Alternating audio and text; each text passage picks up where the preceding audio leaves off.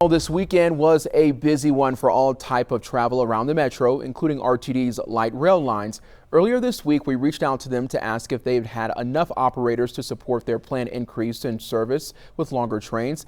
They told us it wouldn't be an issue, and so far we haven't heard or gotten any complaints about the service from our viewers. That wasn't the case, though, about a week ago when some RTD passengers found themselves stranded after Metallica's world-setting show. Denver 7's Allie Jennerjohn spoke with a Colorado Springs woman who says her train never came. And Allie, you actually took her concern straight to RTD. What'd you find out? Yeah, well, I think it's important to remember 150,000 people, more than that, went to those two Metallica shows. Kim Beauchamp, her husband and her friend were three of those visitors. They went to the Friday and Sunday show, and they tell me that they actually parked their car in Littleton to avoid traffic, to pay less money when it comes to Ubers.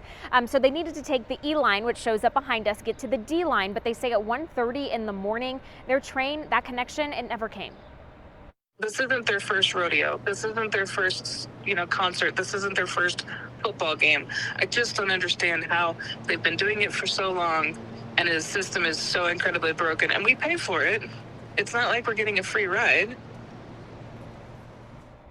I told RTD about her frustrations. She says she checked the app and saw the train was canceled due to having no operator. So I asked, how can this happen? What if people like Kim need this train?